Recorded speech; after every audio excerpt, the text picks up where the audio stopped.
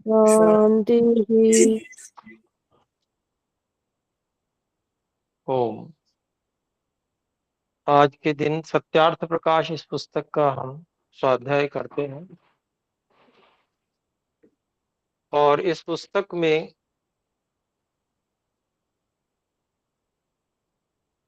हम चतुर्थ समुल्लास को पूर्ण कर चुके हैं और आज से हम पंचम समुल्लास को आरंभ करें। अथ पंचम समुल्लास भव। अथ वानप्रस्थ संन्यास विधिं वक्ष्यामः। तो इसमें सबसे पहले एक शतपथ कांड का यहाँ पर प्रमाण है।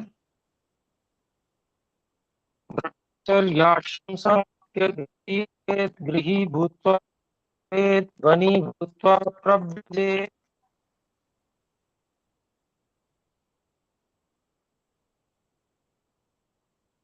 और इसका आर्य भाषा में अनुवाद बता रहे हैं।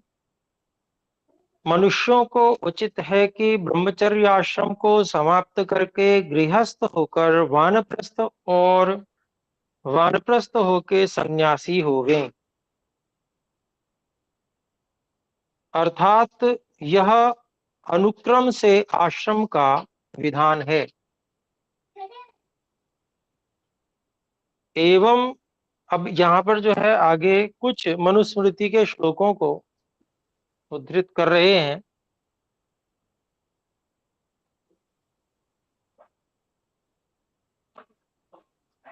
4-5 श्लोक हैं।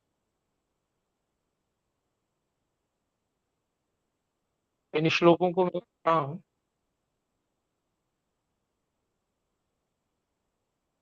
एवं गृहाश्रमे स्थित्वा विधिवत् स्नातको द्विजः वने वसेत्तु नियतो यथावत् विजितेन्द्रियः।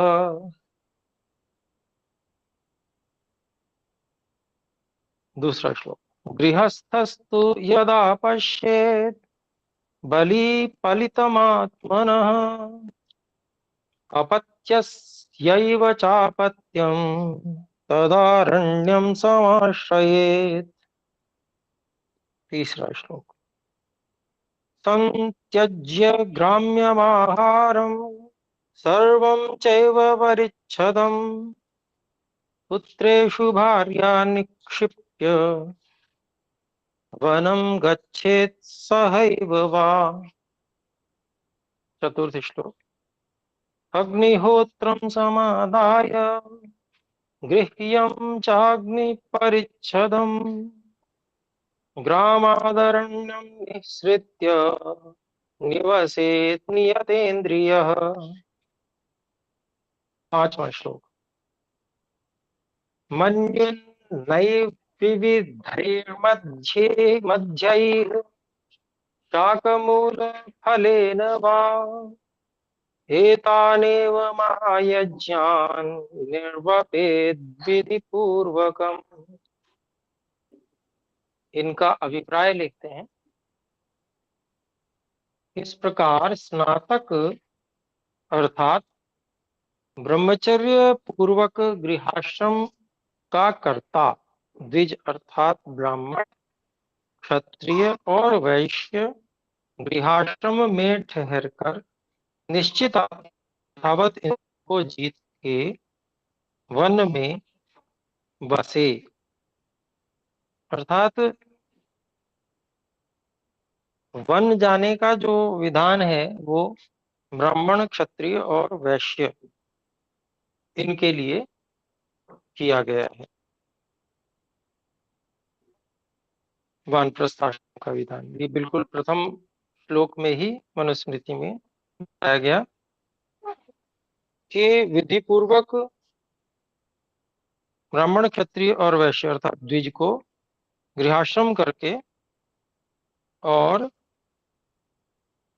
पहले से निश्चय किया हुआ होना चाहिए उसका, और इंद्रियों पर पूर्ण विजय करके और वन में वह निवास करे।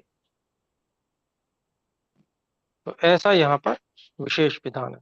फिर है, परंतु जब गृहस्थ सिर के श्वेत केश और त्वचा ढीली हो जाए और लड़के का लड़का भी हो गया हो, तब वन में जाके बसे। सब ग्राम के आहार और वस्त्र आदि सब उत्तम उत्तम पदार्थों को छोड़ पुत्रों के पास स्त्री को रख वा अपने साथ लेके वन में निवास करे। सांगोपांग अग्निहोत्र को लेके ग्राम से निकल दृढ़ेन्द्रिय होकर आरण्य में जाके बसे।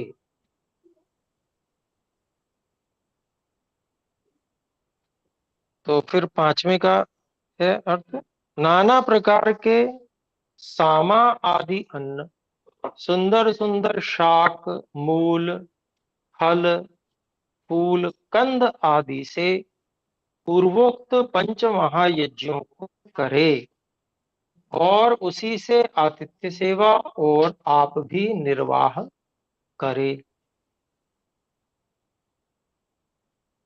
तो ये बड़ा तपपूर्ण विधान है। और जो जितेंद्रिय रहते हैं वे ही इसका अनुपालन कर सकते हैं। और ब्राह्मण क्षत्रिय वैश्य जो पूर्ण ब्रह्मचर्य का पालन करके गृहस्थ में प्रवेश करते हैं, तो उनका बल और उनका तप, उनका इंद्रिय पर इंद्रिय और मन पर विजय ऐसा रहता है। इस कारण से ये विधान फिर कठिन नहीं रह जाता। ये कठिन आजकल दिखता है, उसका कारण यह है कि व्यक्ति की योग्यता गृहस्थ तक की नहीं है, गृहस्थ में जाने तक की भी योग्यता नहीं है द्विज होकर। तो फिर वो कैसे वानप्रस्थ का विचार कर सकता है।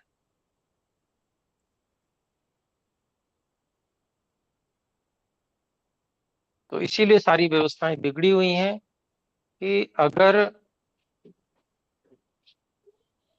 गुरुकुल व्यवस्था ठीक हो जाए, व्यक्ति की योग्यता बनवाई जाए बचपन से ही, तब कराया जाए और किया जाए, स्वयं करेंगे तभी करा पाएंगे, तब जाके ये स्थिति प्राप्त हो सकती है। समाज में ये स्थिति बिल्कुल आधारभूत है। और समाज में इसके अनुसार चलते हैं, वहां पर सर्वत्र सुख होता है। फिर आगे है, दो श्लोक और मनुस्मृति के हैं। स्वाध्याये नित्ययुक्तः स्वाध्यान्तो मैत्रः समाहितः दाता नित्यं दाता सर्वभूतानुकंपक अप्रयत्नः सुखार्षु ब्रह्मचारी धराशयः शरणेष्वमश्चैव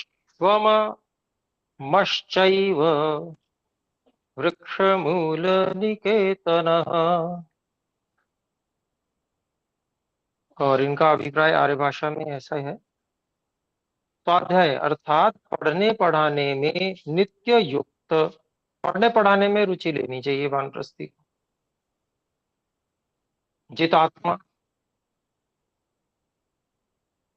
सभी प्रकार से इत्यादि को विजय करके सबका मित्र, किसी से शत्रुता का भावना रखता हुआ, पूर्ण अहिंसक रहता हुआ, इंद्रियों का नित्य दमनशील, इंद्रियों के विषयों की ओर बिल्कुल भी मन को न भेजे और इंद्रियों को दमन करके रखे, उस ओर से हटा के। फिर विद्या आदि का दान देने हारा, तो विद्या आदि का दान देना ये वानप्रस्थ में बहुत आवश्यक है और उसी से सारी व्यवस्थाएं ठीक चलती हैं। यदि ये व्यवस्था नहीं होगी तो व्यवस्था नहीं चल पाएगी। गृहस्थियों को तो धन की आवश्यकता होती है, वो त्यागी नहीं होते, तो अध्यापन में दिक्कत आएगी। तो गृहस्थियों की बहुत बड़ी संख्या रहती है, अच्छी खासी, वो पढ़ना पढ़ाना उनके लिए विधान किया गया है। और विद्या का दान देने हारा और सब पर दयालु, किसी से कुछ भी पदार्थ न लेवे।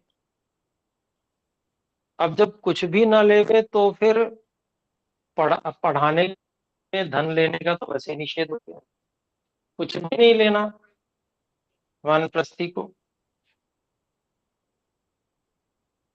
तो यह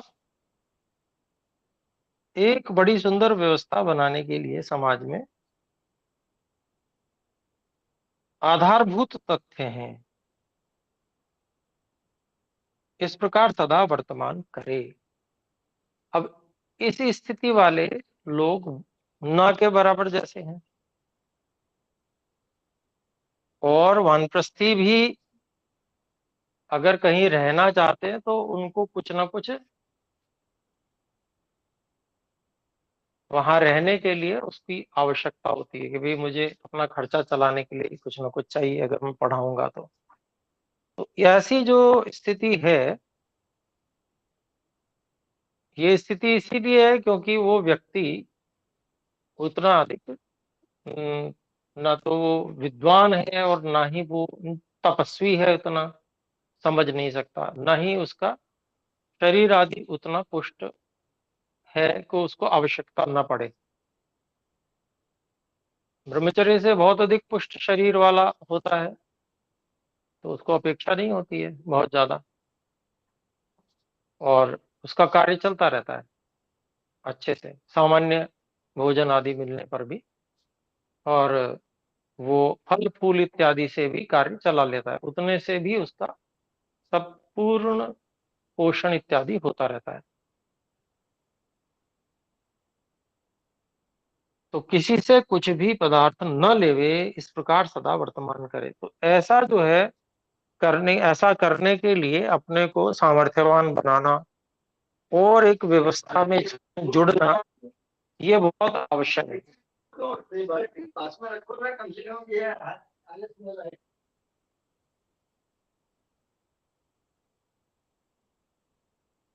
तो यहाँ पर जो बात बताई गई है ये एक आदर्श स्थिति है। इस आदर्श स्थिति को प्राप्त करने का प्रयास करना चाहिए, ना कि होता क्या है कि ये तो संभव ही नहीं है, ये कैसे हो सकता है, ये हम तो कर नहीं सकते, और हम जो कर नहीं सकते वो कोई भी नहीं कर सकता, ऐसा लोगों ने अपना मस्तिष्क बना रखा है।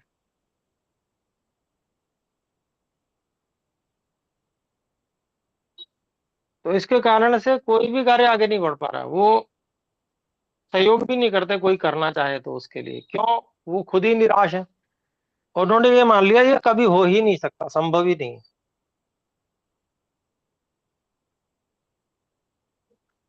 तो ऐसा जो ऐसे थके हुए लोग हैं, तो उनसे तो नहीं कोई आदर्श चीज बन सकती है। भले ही थका हुआ कोई व्यक्ति हो, परंतु वो ऐसा समझे कि सिद्धांत तो ठीक है, मैं नहीं कर पाया तो क्या हो गया, तो उसको मैं सहयोग करूंगा, जो उसके लिए प्रयास कर रहा है उसके लिए मैं सहयोग करूंगा। तो ऐसा भाव होना चाहिए। आदर्शों के प्रति जो श्रद्धा है, ऋषियों ने जो बात कही है उसके प्रति जो श्रद्धा है, उसका भाव होना चाहिए व्यक्ति के अंदर। और व्यक्ति क्या करता है कि भाई मुझे किसी से क्या लेना देना है, और जो मैं मानता हूँ, मेरा जो भी मैं जो करता हूँ वो सब जस्टिफाई होना चाहिए, मैं उसको जस्टिफाई करूंगा बस, तो उसको न्याय संगत ठहरा के, और बस मुझे ना तो आदर्श से कोई लेना है ना और किसी चीज से। तो फिर ऐसी स्थिति में ऐसे लोग ने से कभी भी कोई आदर्श व्यवस्था कभी नहीं बन सकती, और सब लोग अधिकतम आनंद सुख की अनुभूति कभी नहीं हो पाएगी ऐसी ऐसे लोगों के बीच में। तो ऐसे लोगों का निर्माण होना चाहिए कि जो अपनी मान्यताओं में सुधार करने के लिए तत्पर हो। अपने को, भले ही हमारे अंदर कमी है, तो हम स्वीकार करेंगे, ठीक है जी, मुझ में कमी है और मैं ठीक करने का प्रयास कर रहा हूँ, कितनी हो पा रही है अलग विषय है। परंतु जो लोग और विशेष प्रयास कर रहे हैं, सामर्थ्यवान हैं, उनको मैं सहयोग करूंगा, उनका उत्साह करूंगा, उनकी टांग नहीं खींचूंगा। वो कुछ अच्छा कार्य करना चाह रहे हैं तो कि भाई हम नहीं कर पाए, तुम भी नहीं कर पाओगे, हतोत्साहित करने वाला जो शब्द है वैसे प्रयोग नहीं करना चाहिए। जबकि देखा यह जाता है कि व्यक्ति ऐसा कर रहा है करके, जो कि बहुत ही गलत है। फिर आगे देख कहते हैं, शरीर के सुख के लिए अति प्रयत्न न करे, किंतु ब्रह्मचारी रहे, अर्थात अपनी स्त्री साथ हो तथापि उससे विषय चेष्टा कुछ भी न करे। भूमि वे अपने आश्रित व स्वकीय पदार्थों में ममता न करे। आजकल क्या स्थिति है, एक तो वानप्रस्थ लेते नहीं, उसके बाद में अपना अधिकार मृत्यु पर्यंत जब तक छुड़ा नहीं लिया जाए तब तक जता कर रखते हैं। तो ऐसे व्यक्तियों की कहां से उन्नति हो जाएगी। उसको मानते हैं, सत नहीं मानते उसको, कि नहीं नहीं आजकल तो ऐसा जरूरी है। तो अभिप्राय क्या है कि वो ठीक है कि आवश्यकता के अनुसार को कुछ अपेक्षित रहता है। तो ऐसी स्थिति में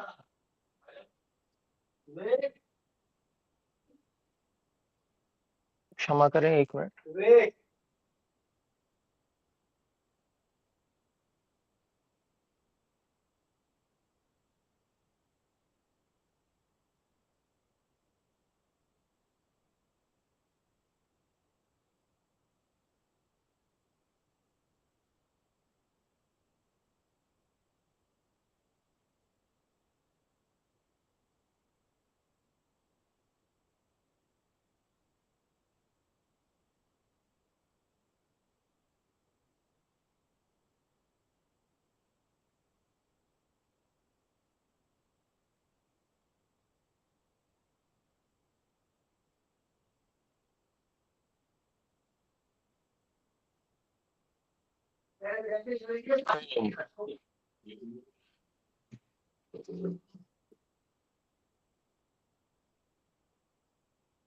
तो यहाँ पर हम जो बात कर रहे थे दो श्लोकों की, इसमें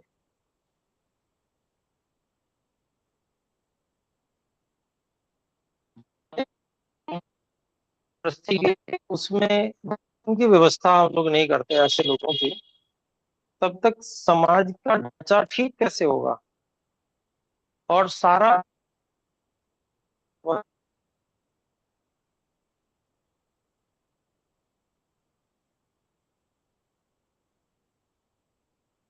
एक सकेगा। और जब वो वितरण उस प्रकार से नहीं हो सकेगा तो संतुलन है समाज में ये बना रहेगा।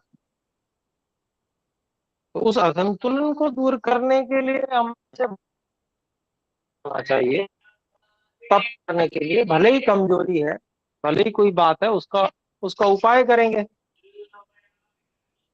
उसके साधनों का उपाय करना चाहिए, करेंगे। लेकिन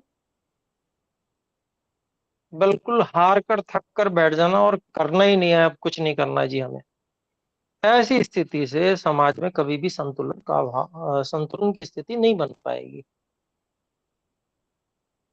तो इसके आगे और श्लोक है, मुंडकोपनिषद का है।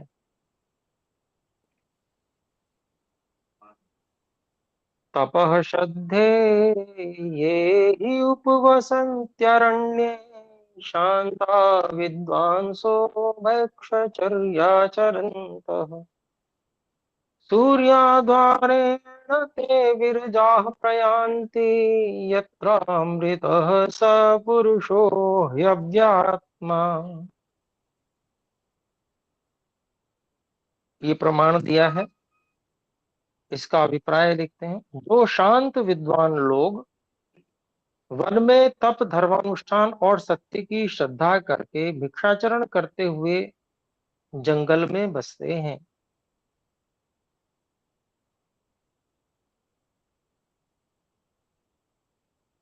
वे जहां नाश रहित पूर्ण पुरुष हानि लाभ रहित परमात्मा है, वहां निर्मल होके प्राण द्वार से उस परमात्मा को प्राप्त होके आनंदित हो जाते हैं। तो भाई लक्ष्य तो यही है। और कौन लोग ऐसा कर पाते हैं, उसके लिए कैसी तैयारी चाहिए, और वो मूल, उसकी जड़ बनाने के लिए, उसकी जड़ को मजबूत करने के लिए कहां से तैयारी आरंभ की जाती है,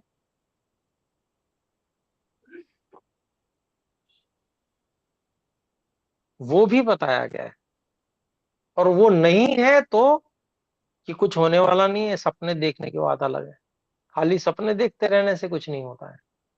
खाली कि भाई हाँ ऐसा मेरे को मिल जाए, हे भगवान मेरे को मोक्ष की प्राप्ति हो जाए, ऐसी प्रार्थना करने से मुक्ति नहीं मिलती है। बल्कि मुक्ति के लिए जो मार्ग सुनिश्चित किया गया है, जितना तप उसके लिए तपना पड़ता है,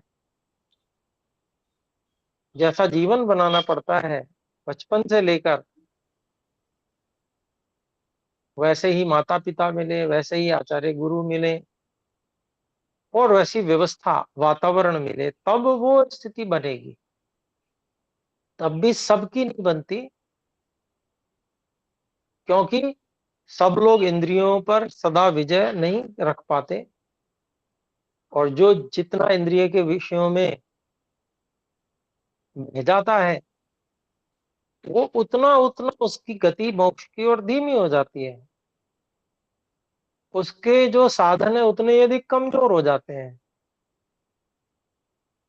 तो जब साधन कमजोर हो जाते हैं तो वो आगे नहीं बढ़ पाता, तो केवल स्वप्नवत रह जाता है ये। परंतु निराश होने की आवश्यकता नहीं है। ये क्रम बनाना पड़ता है। सबसे पहले क्या बनाना पड़ता है, वातावरण बनाना पड़ता है। यदि वातावरण नहीं है उस तरीके का, तो आप, कोई भी व्यक्ति उस मार्ग पर आगे बढ़ ही नहीं सकता। तो ये सबसे अधिक आवश्यक जो कार्य है वातावरण बनाने का, वो व्यक्ति कर सकता है। जिस भी तरह से वो रह रहा है, जिस भी तरह से उसका जीवन व्यतीत हुआ है, उसको छोड़कर वातावरण किसी तरह से बन जाए, उसके लिए अपने आप को वो उस कार्य में लगा सकता है, उस व्यवस्था में अपने आप को फिट कर सकता है। और उसका फल ये निश्चित रूप से मिलेगा, जब वो वातावरण उस तरह का बनाएगा तो कुछ तो परिणाम आएगा जीवन रहते। वो जो परिणाम आएगा उसका फल ये मिलेगा ईश्वर की कृपा से, अगले जन्म में फिर माता पिता वैसे ही मिलेंगे जिससे कि वो मोक्ष के पथ पर आगे बढ़े। पर जो इस विषय में दूसरों के लिए, कि भाई ये वातावरण तो मैं दूसरों के लिए बना रहा हूं, ऐसा सोचेगा स्वार्थ वश होकर, मुझे क्या मिलेगा, ऐसा सोचेगा, तो वह नहीं हो सकता। वह ठीक नहीं हो सकता, वो आगे नहीं बढ़ सकता, मुक्ति में नहीं जा सकता। उसको अगले जन्म में भी इसी तरह से, जो माता पिता मोक्ष की ओर आकर्षित नहीं है, खाली खाने पीने पशुवत जीवन जीने के लिए जिनका रुझान है, ऐसे माता पिता फिर उसको दोबारा मिलेंगे। उसका आधे से ज्यादा जीवन उसमें समाप्त हो जाएगा, नष्ट हो जाएगा। आधे से ज्यादा क्या कहेंगे, फिर तो पूरा जीवन भी नष्ट हो सकता है। अगर सही मार्गदर्शन नहीं मिला तो पूरा जीवन नष्ट हो जाएगा फिर से। फिर चक्कर लगाते रहो, फिर पशु पक्षियों में भी जाना पड़ सकता है। इसलिए जो अवसर मिला है, इसका अवसर, इस अवसर का सदुपयोग करके जब व्यक्ति और वातावरण को उत्तम बनाने के लिए प्रयास करता है, ऐसी स्थिति में फिर एक अच्छा वातावरण बनेगा भी, और उसको भी फल मिलेगा। ऐसा कि अगले जन्म में ऐसे माता पिता मिलेंगे, क्योंकि उसने वातावरण बनाया, उस वातावरण का लाभ लेके अच्छे माता पिता बने। और जब अच्छे माता पिता मिले तो उसको भी वो माता पिता मिल सकते हैं। तो ये अपने लोगों का कर्तव्य है। तो जो शांत विद्वान लोग वन में तप, धर्मानुष्ठान और सत्य की श्रद्धा करके भिक्षाचरण करते हुए जंगल में बसते हैं, वे जहां नाश रहित पूर्ण पुरुष, हानि लाभ रहित परमात्मा है, वहां निर्मल होकर प्राण द्वार से उस परमात्मा को प्राप्त होकर आनंदित हो जाते हैं। तो ये ऐसे लोग होते हैं परमात्मा को प्राप्त। अब जो मान लो इस स्थिति में नहीं है तो वो क्या करे? तो एक तो यही भी रोता रहेगा, हाय मैं तो जो है, मेरे तो जीवन ऐसा निकल गया, मेरे को तो कोई मार्गदर्शन नहीं मिला, मुझे तो कोई बताने वाला ही नहीं था, और मैं तो विषयों के भोगों में लगा रहा इत्यादि। हाय, अब रोना पीटना चालू रखेगा ये। तो जो ये रोना पीटना करने वाला व्यक्ति है, इसको भी कुछ मिलने वाला नहीं है। भाई रोने पीटने से मिलने क्या वाला है? उससे अगर हम कुछ सीख लेकर कुछ अच्छा कार्य कर लें तो। और हम नहीं कर पा रहे हैं तो कुछ ऐसे लोग अगर तपस्वी हैं उनको हम वातावरण दे दें, उनके लिए व्यवस्थाएं कर दें, तो वो आगे बढ़ जाएंगे, और वो जब आगे बढ़ जाएंगे तो इसका पुण्य फल अपने को भी मिलेगा, और हमको अच्छा शरीर, वैसा बचपन से ही वैसा वैसा मार्गदर्शन और सब कुछ मिलेगा। तो ऐसा जो विचार करके और पुरुषार्थ करता है वो व्यक्ति, उसका उसकी जो मार्ग सही है। मान लीजिए मेरी समाधि नहीं लग पा रही है, मैं शरीर ठीक नहीं है मान लीजिए, तो मैं क्या करूं? तो भाई प्रचार में ही लग जाऊं मैं। भाई ईश्वर की उपासना दो समय जितनी बन पड़ती है उतना तो करना ही है, लेकिन बाकी समय मुझे प्रचार, जिससे वातावरण सुंदर बने, उसके लिए लगाना चाहिए, जिससे कि मेरा ये जन्म निष्फल न चला जाए। इस जन्म का जो मिला है मुझे, उसका सदुपयोग हो जाए। और जब सदुपयोग हो जाएगा और वातावरण बनेगा उससे निश्चित रूप से, तो ऐसा ये करना श्रेयस्कर है। और चाहे मैं कितना ही कम कर पा रहा हूं, तो भी मैं सिद्धांत से समझौता नहीं करूंगा। सिद्धांत को तो मैं ज्यों का त्यों मान के चलूं। कोई कहेगा कि लो जी, कहते तो तुम ये सिद्धांत हो, तुम तो करते नहीं हो, तो ठीक है, वो स्वीकार करेंगे। आप बिल्कुल ठीक कह रहे हैं, मैं नहीं कर पा रहा हूं क्योंकि मेरे अंदर कमी है, मेरे शरीर में कमी है। परंतु इसका मतलब ये नहीं है कि जो आदर्श है वो ठीक नहीं है। आदर्श का पालन करके कितने ही लोगों ने जीवन की सफलता को प्राप्त किया है। मैं ऋषियों पर विश्वास रखता हूं, और मैं उनका अनुसरण करने वाला हूं। तो जितना मुझसे बन पड़ेगा मैं जरूर करूंगा। मैं ज्यादा नहीं कर पा रहा तो मैं थोड़ा भी करना छोड़ दूं, ऐसा नहीं होगा, या विरुद्ध बन जाऊं, ऐसा नहीं होगा। जितना कर पा रहा हूं उतना करूंगा, और समर्थन मेरा भरपूर रहेगा हर तरह से। और ये भावना रहेगी कि ऐसी व्यवस्था बन जाए। तो ऐसे लोगों की आज आवश्यकता है, तब ये वातावरण बनेगा, नहीं तो इसमें से निकलने का मार्ग और क्या है? कुछ भी नहीं। फिर आगे अगला यजुर्वेद का एक मंत्र है, अध्याय 20 और मंत्र 24।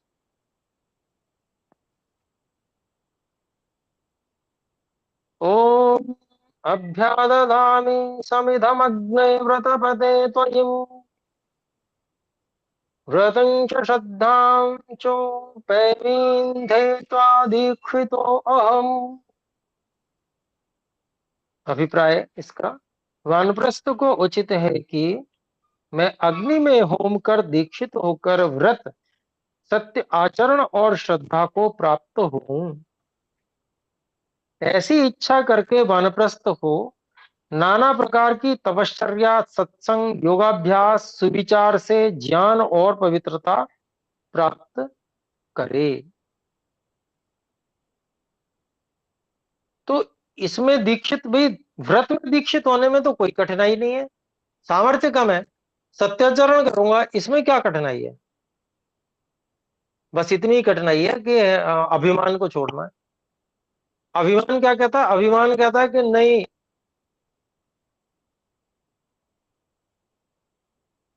मेरे में कमी है तो मैं कैसे बता दूं और उसको कैसे स्वीकार कर लूं, ये वाला है। और वानप्रस्थी होकर, वानप्रस्थी के अवस्था में आकर भी इस अभिमान को यदि व्यक्ति छोड़ नहीं पाया तो कैसे उन्नति करेगा? कोई संभावना नहीं। जो कमी है उसको स्वीकार करने के लिए सदा तैयार रहना चाहिए कि है। कोई अपमान करे तो उसको भी सहन करने का सामर्थ्य रखना चाहिए कि हम हैं, ऐसे हैं, हमारे अंदर ये कमी है, तो अपमान हो रहा है तो न्याय हो रहा है, होना चाहिए। अगर ये न हो तो हमें प्रेरणा कैसे मिलेगी कि हम इससे और आगे बढ़े अच्छे कार्य के लिए? ये अपमान भी मेरे लिए प्रेरणा है कि जिससे मैं, मेरे अंदर और उत्कट इच्छा बन जाए कि मैं अब इस जो असामर्थ्य है इससे बाहर निकलना चाहता हूं। अब मैं सब कुछ वो करूंगा जो इस असामर्थ्य से बाहर निकलने के लिए हो सकता है। यह जो भाव है, ये भाव आज भी लिया हो सकता है, आज भी किया जा सकता है। इतना कठिन नहीं है ये, करे किया ही नहीं जा सके। केवल एक भावना की तो अंतर है, केवल अपने आप को एक सही रूप से समझाना ही तो है कि मैं ऐसा करूंगा, एक संकल्प लेकर चलना है और ध्यान रखना है। किया जा सकता है ये। सामर्थ्य कम है तो व्यवस्थाएं कर लो भाई अपने लिए, ठीक है। शरीर ठंड अधिक लगती है, ठंड की व्यवस्था कर लो, तब इतना नहीं कर पा रहे कम कर लो तब। लेकिन जब तक वानप्रस्थी बनेंगे नहीं तब तक अध्ययन अध्यापन की निःशुल्क व्यवस्था होगी कैसे? जो वास्तव में गुरुकुल व्यवस्था की नींव है, स्वयं ईश्वर की आज्ञा का पालन करने की भावना से युक्त होकर बालकों के निर्माण, ब्रह्मचर्य से युक्त होकर बालकों के निर्माण करने का भाव कहां से आएगा, किसमें से आएगा? तो इसके लिए आना पड़ेगा मैदान में कि मैं तैयार हूं। और जब तक नहीं आएंगे तब तक वो व्यवस्था भी कैसे बनेगी, और फिर हमें अगले जन्म में वो मिलेगी कैसे? किसी को कोई तय थोड़ी है, निश्चित थोड़ी है कि भाई मैं बहुत धनवान परिवार में ही जन्म लूंगा। अभी कुछ भी पता नहीं है, ये तो सब भविष्य के गर्त में ईश्वर जानते हैं।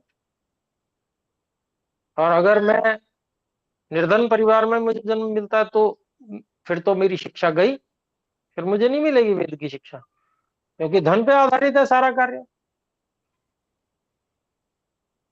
तो इसको ठीक करने के लिए कि समाज में वेद का जो अध्ययन करने की सुविधा है, वो चाहे निर्धन हो चाहे कैसा भी हो, राजा का पुत्र हो, तो उसको समान रूप से मिलनी चाहिए। ऐसी व्यवस्था बनाने के लिए अभी प्रयास करेंगे तो ये सुनिश्चित हो पाएगा कि हाँ, वो मार्ग बचपन से ही हमें मिलेगा।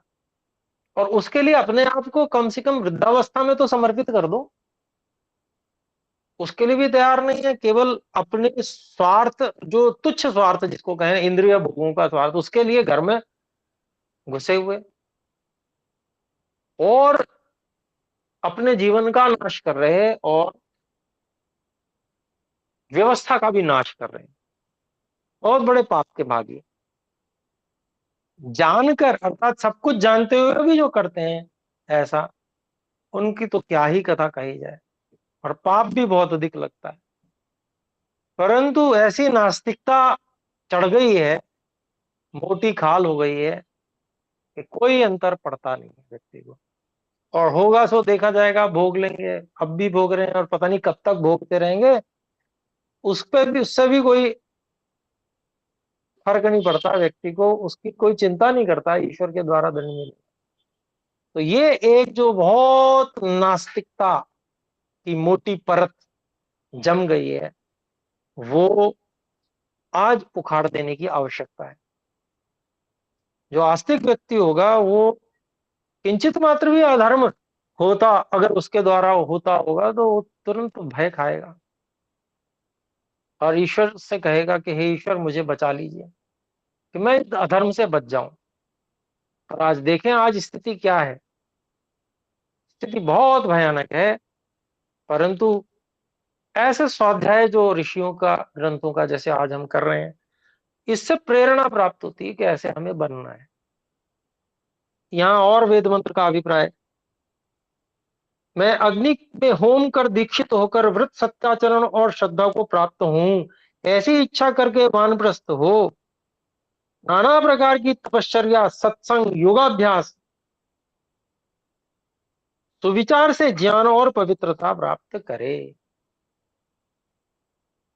पश्चात जब संन्यास ग्रहण की इच्छा हो तब स्त्री को पुत्रों के पास भेज देवे, फिर संन्यास ग्रहण करें। इति संक्षेपेण वानप्रस्थ विधि। तो संन्यास जो है वो भी संन्यास की इच्छा हो का मतलब योग्यता भी रहनी चाहिए।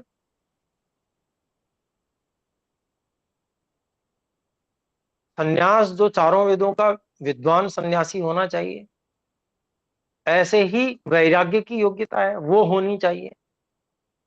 और उससे पहले संन्यास भी नहीं लेना चाहिए। खाली कपड़े रंग के और योग्यता ना हो के ऐसे संन्यास लेने से तो पाप ही मिलेगा। वैराग्य की योग्यता तो अत्यंत अनिवार्य है। और आप विपत्ति काल में मान लीजिए शास्त्रों का अध्ययन हो गया और वेदों का, चारों वेदों का अध्ययन नहीं भी हो पाया तो भी, और विपत्ति काल में कि भाई कोई नहीं है तो कम से कम कुछ प्रेरणा के लिए कुछ सन्यासी हो, ऐसी स्थिति बने भी, तो कम से कम जो वैराग्य की उच्चतम स्थिति है वो प्राप्त होनी चाहिए। और अध्ययन अध्यापन को छोड़े बिना वो चालू रखें कि भाई चाहे जब तक मृत्यु है, कोई मैं स्वयंभू नहीं बन गया। अगर मैंने चारों वेदों का अध्ययन नहीं किया है तो मैं चारों वेदों के अध्ययन के लिए प्रयासशील रहूंगा। कोई मुझे छूट नहीं मिल गई कि मैं सन्यासी बन गया तो अब मैं, मुझे कोई जरूरत, आवश्यकता नहीं है वेदों का अध्ययन करने की। प्रयासशील लगातार स्वाध्याय में तत्पर रहना चाहिए और प्रचार आदि कार्य भी करें, तब काम चलेगा। तो यहाँ पर इतना जो है वानप्रस्थ का हमारे को हमने आज पढ़ा। वानप्रस्थ जो है बहुत थोड़ा सा यहाँ पर प्रकरण है, थोड़ा सा कहने के लिए है, लेकिन हम यूं देखें तो इसमें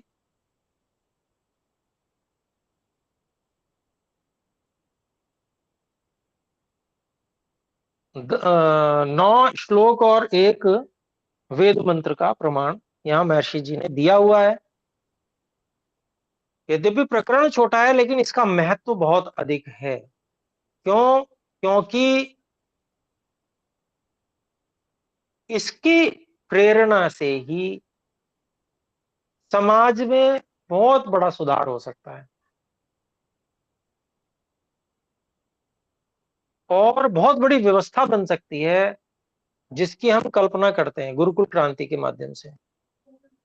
गुरुकुल क्रांति में हम गृहस्थियों को पढ़ा रहे हैं और हम उनसे कहते हैं कि भाई आप योग्यता बनाइए और फिर पढ़ाइए भी। और मान लीजिए वो पढ़ाते नहीं है और उस विद्या को खाली लेकर और साथ में और घर में पढ़े रहेंगे और फिर मृत्यु हो जाएगी। तो ऐसे पढ़ने पढ़ाने का भी क्या लाभ होगा, जरा सोचिए। ना तो अपनी उन्नति हुई और ना समाज की उन्नति हुई, ना अगले जन्म के लिए कुछ हम जोड़ पाए।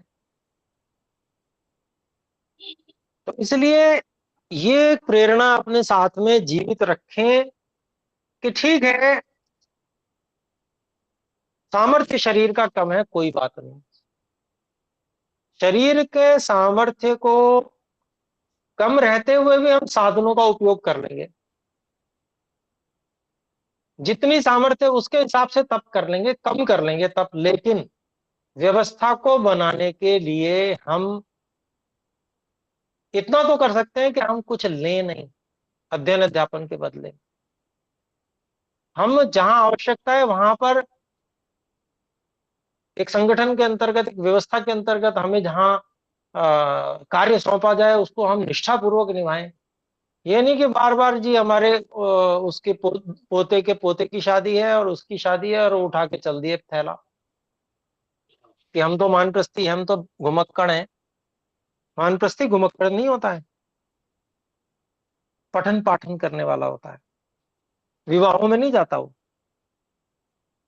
और देखने को क्या मिल रहा है जी, अभी वानप्रस्थी जी मुझे तो मेरी बेटी बुला रही है, मैं तो कुछ दिन उसके यहाँ रह के आऊंगा। फिर वो मेरा वहां वाला बेटा मुझे बुला रहा है, मैं उसके यहाँ कुछ दिन रह के आऊंगा। तो ये जो स्थिति है, इससे बाहर निकलना पड़ेगा। और हम चले गए, थैला उठाया और चले गए, और पीछे जिम्मेदारी जो बालकों के अध्ययन अध्यापन की, वो कौन संभालेगा?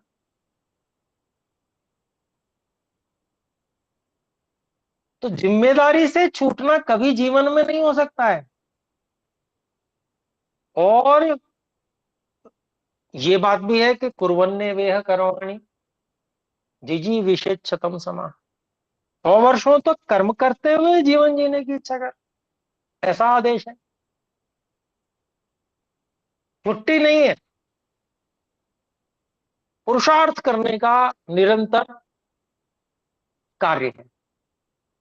तो इसलिए ये जो वानप्रस्थ का छोटा सा प्रकरण आज ही हमने आरंभ किया और आज ही समाप्त किया, इससे बहुत अधिक प्रेरणा लेने की आवश्यकता है अपने लोगों को। क्योंकि सन्यासी बनने की सामर्थ्य और योग्यता नहीं है, तो कम से कम इतना संकल्प लें कि हम, मान लीजिए 10 व्यक्ति वानप्रस्थ लेते हैं, तो 10 व्यक्ति आपस में मिलकर जिम्मेदारी को संभाल लें। ये एक गुरुकुल, ये इसमें हम रहेंगे और यहाँ की पूरी व्यवस्था भी हम संभालेंगे, और यहाँ पर बालकों को निशुल्क अध्यापन भी हम करेंगे, और ये जिम्मेदारी पूर्वक करेंगे। और 10 में से अगर कहीं किसी को कहीं जाना भी पड़ता है, तो 10 में से 2 चले जाएंगे, तो 8 तो रहेंगे कम से कम जिम्मेदारी से। तो वो निश्चित रूप से वो कार्य सफल होगा, उसमें बालकों का निर्माण होगा, और वो आदर्श स्थिति बन पाएगी। और वो एक आदर्श स्थिति नहीं, 10 आदर्श स्थिति अगर ऐसे 100 वानप्रस्थी मिलके उत्पन्न करते हैं, ऐसी बहनें वानप्रस्थी बन के उत्पन्न करती हैं 100 बहनें मिलके, तो आप समझ लीजिए कि एक बहुत बड़ी व्यवस्था का आधार बन जाएगा। स्वयं को प्रस्तुत करने की आवश्यकता है, अपनी जो ऐसी जो इच्छाएं हैं व्यर्थ की, जिनमें व्यक्ति फंसा हुआ है, कि इंद्रिय भोग की इच्छाओं में फंसा हुआ है।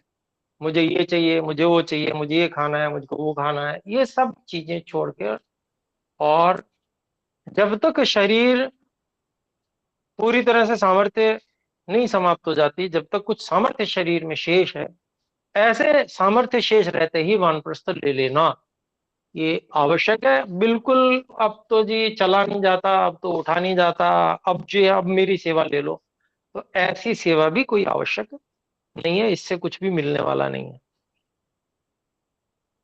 याद रहता नहीं तो वो व्यक्ति क्या पढ़ेगा पढ़ाएगा। तो ऐसी स्थिति में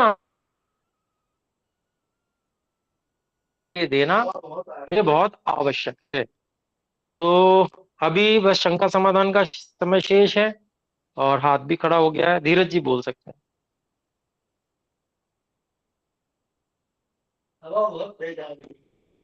जी कक्षा प्रणाम चल रही आचार्य है? जी। जी प्रणाम, बोले। हाँ जी। आचार्य जी, वानप्रस्थ आश्रम में ये लिखा है कि पंच महायज्ञों को साथ लेके वानप्रस्थ करें।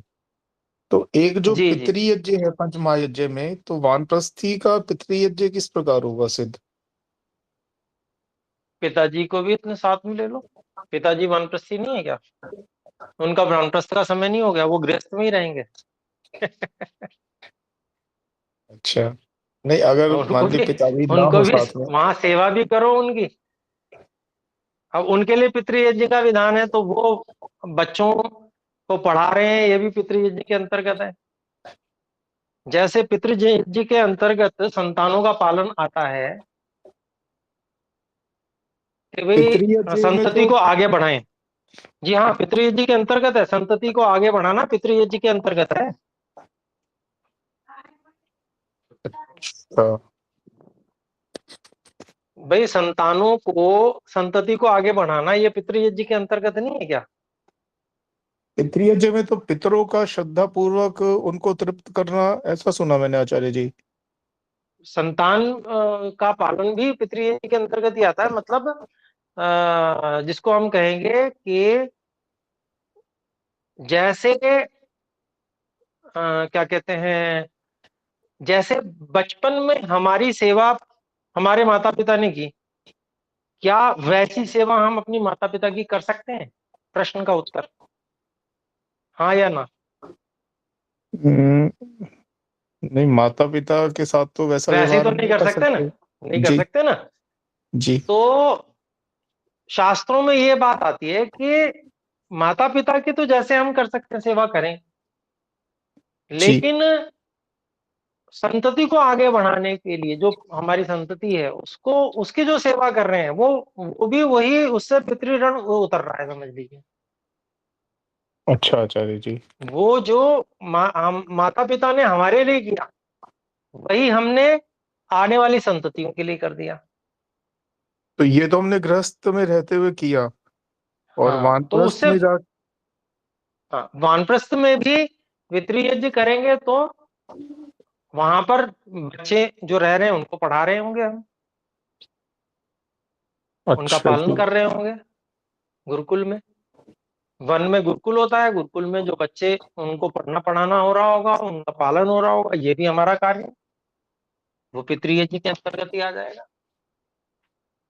ठीक है आचार्य जी। संतानों का पालन। जी।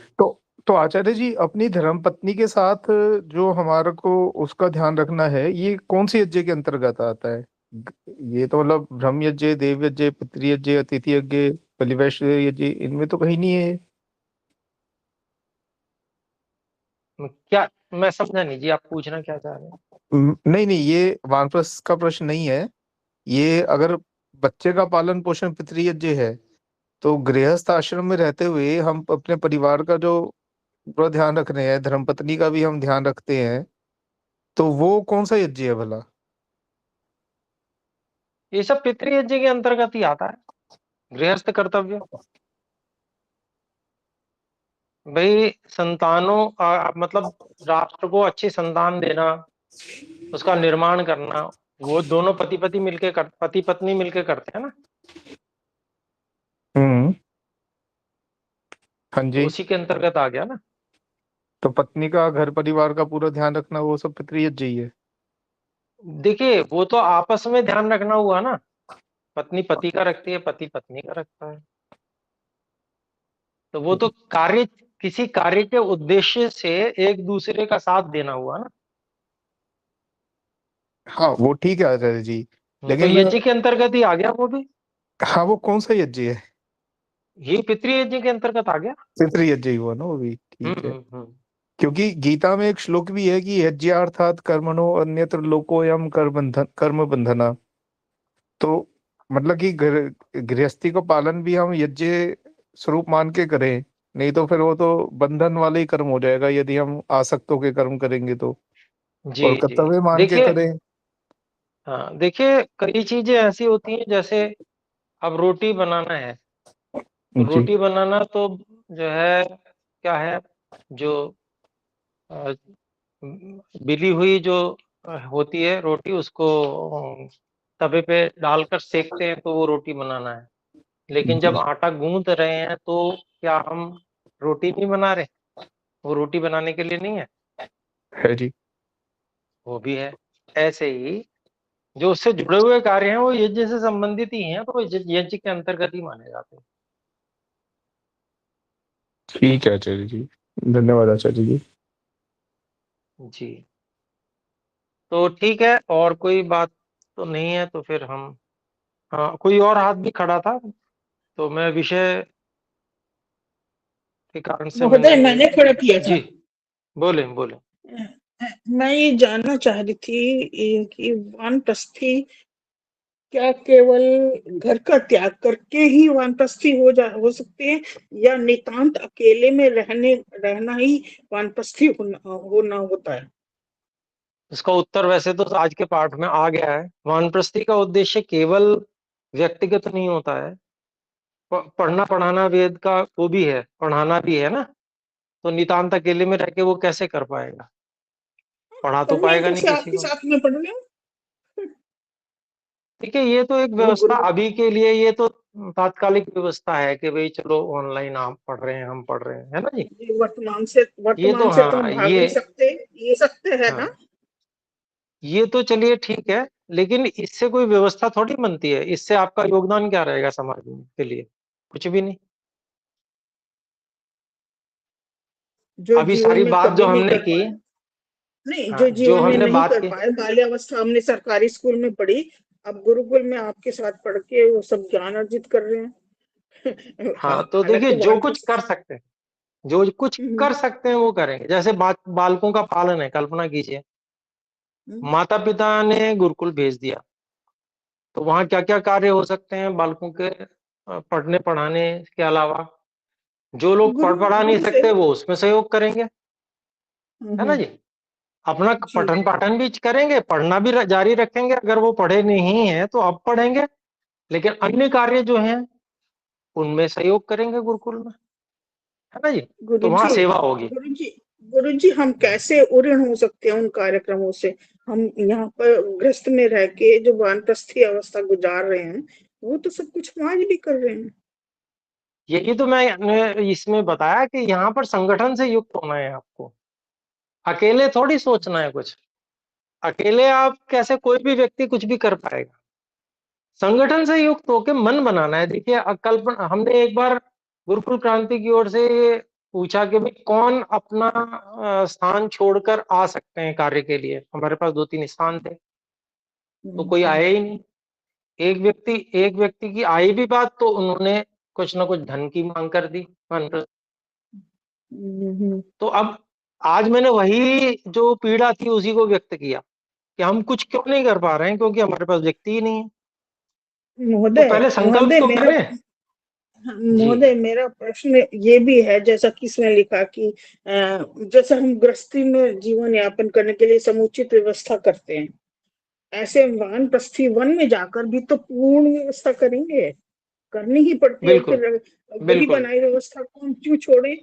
वहीं पे रह के अपने मन को इतना एकाग्र कर ले कि हम वानप्रस्थ जीवन जी सके। लेकिन आप वहीं रहोगे तो उन्नति नहीं हो पाएगी, ये पक्की बात है। पुनः अगर बोले वहीं गुरु हो जी। के, वहीं रह के उन्नति हो जाती तो वेद और इतनी सारी जो वेद में, वेद मंत्र में, यजुर्वेद के मंत्र में विधान आया अभी, तो वो तो ईश्वर ने है। तो ईश्वर की बात को गलत सिद्ध करोगे क्या आप? है इतनी सामर्थ्य आपके अंदर? जो देंगे भगवान सामर्थ्य, उसके तो अनुसार ही सामर्थ्य तो करेंगे हम। ईश्वर देते हैं ना, तो ईश्वर की बात से विरोध करोगे तो फिर क्या मिलेगा आपको, बताइए? दंड ही मिलेगा। महोदय, एक ईश्वर की स्वभाव बात से से भी विरोध तो नहीं स्त्री, करना। एक हाँ स्वभाव से भी तो स्त्री भीरू होती है ना। वो जंगल में जाके अकेली कैसे रहेगी? नहीं नहीं, उसके लिए नहीं मनुष्य। कह रहे, उसके लिए संगठन की बात कर रहे हैं, जंगल में जाने की बात नहीं कर रहे। अच्छा, जंगल में भी जो कार्य होगा वो संगठन के अंतर्गत होगा। अब जैसे इतने सारे गुरुकुल हैं, है ना, जंगल में ही है, अलग दूर जाके हैं। जैसे अब गुरुकुल चोटी पर पूरा है, ऐसे और बहुत सारे कन्या गुरुकुल है ना। तो ऐसे जहां भी गुरुकुल नया आरंभ हो रहा हो, बहुत सारे गुरुकुल आरंभ होने की स्थिति होती है, वहां अपना ध्यान रखना चाहिए कि क्या हम वहां पर आ सकते हैं, वहां हम जो है अपने लिए व्यवस्था कर लेंगे। ऐसे ही साधक आश्रम है, वहां पर व्यवस्था होती है। ऐसी दर्शन योग धाम है, वहां पर व्यवस्था है, वहां लोग कुटिया ले रहे हैं, वहां पर बना रहे हैं, अपनी अपने अनुकूलता से रह रहे हैं। वहां पर सब व्यवस्था इसीलिए तो की गई है कि आज लोगों की सामर्थ्य नहीं है तब भी लोग कर सके। भाई धन है लोगों के पास में, वो थोड़ा बहुत धन लगा के और कुटिया अपनी बना कर रहे वहां पर, तो वो वन ही हो गया ना, घर से बहुत दूर हो गया। इस तरह से जो प्रयास किए जा रहे हैं वो प्रयास करने बहुत आवश्यक हैं। और जब व्यक्ति घर से बाहर निकल के रहने की परंपरा डालेगा, तभी तो आगे उनकी व्यवस्था की जा सकेगी कि भाई अब इतने लोग हो गए हमारे पास में, आप सबको, आप में से जो जो अनुकूल लोग हैं उनका संगठन में एक ऐसा गुरुकुल की व्यवस्था बनाई जाए जहां आपका हाँ, जिम्मेदारी हो। महोदय मैं आपकी बात मानती हूँ, लेकिन आप ये भी तो सोचो, यदि स्त्री अपने घर से एक रात के लिए भी कहीं रहती है तो कितनी लांछित होती है। जी जी जी, देखिए इसमें दोनों प्रकार के बातें हैं। जो माताएं बहनें नहीं जाना चाहें तो वो अपने पुत्र के पास भी रह सकती हैं, है ना। लेकिन धन्यवाद। पुरुषों के लिए विशेष रूप से है, और जो स्त्रियां माताएं बहनें जिनको मोक्ष की विशेष इच्छा है, उनको जो है वो कर सकती हैं उस प्रकार से। और उनके किए बिना कार्य भी कैसे गुरु जी चलेगा, जरा सोचिए। गुरु गुरु जी एकांत कोई एकांत है में जो रह इस के प्रकार वो की, वो सब अलग कुछ कर बात है। सकती है, ध्यान संध्या, भले ही हाँ हवन जी, ना कर बिल्कुल कर सकती सकते हो, हैं। लेकिन बाकी तो सारी मतलब इतनी एकाग्रता उसको मिल जाती है। मैं समझती हूँ इससे अधिक सामिप्य तो प्रभु का मिल भी नहीं पाता है। जी देखिए, आप जो अपना जिसको कहते हैं ना कि मैं जो कर रही हूँ उसको मैं किस प्रकार से न्याय संगत ठहरा लूं, आप इस पर विचार कर रही हैं। तो ये विचार करने का जो ढंग है वो गलत है। मैंने आज इसी बात पे बात की। मैंने ये कहा कि जो विधान है मैं नहीं कर पा रहा हूं, तो मैं मेरे अंदर वो कमजोरी है, ये स्वीकार करने की क्षमता होनी चाहिए व्यक्ति के अंदर।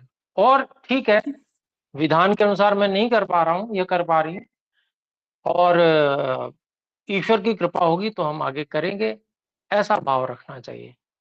तो अगर इस ठीक है। तरह का भाव रखेंगे तो उन्नति नहीं होगी। फिर वो कहीं ना कहीं मन में मैल रह गया ना। इस बात को समझना है पहले। मन को पहले महोदय साफ नहीं करेंगे तो फिर इसी नहीं हो विचार पाएगा। से मैंने आपसे प्रश्न किया था कि जी जी हम अपने आप में मतलब समुचित रूप से मैं उचित ही समझती हूँ इसको, लेकिन किसी मायने में जैसा कि आपने कहा उसका भी उल्लेख कहीं मन में आ जाता है गुरु जी। जी, देखिए यही मैं कह रहा हूँ कि मेरे अंदर सामर्थ्य नहीं है, लेकिन मैं उसको सबके लिए जस्टिफाई करूं, नहीं नहीं सब कर सकते हैं ऐसा, ये तो अनुचित है ना। मैं नहीं कर पा रही हूँ, मेरे अंदर सामर्थ्य कम है, ऐसा कहना चाहिए। ठीक है, चलिए बहुत ठीक है, बहुत धन्यवाद। धन्यवाद। अभी समय भी हुआ, आइए मिलकर एक बार ओम का उच्चारण करें। ओ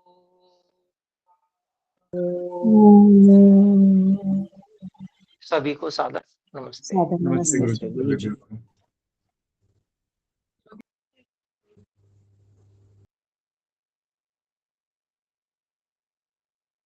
सादर नमस्ते आचार्य जी, सभी को नमस्ते।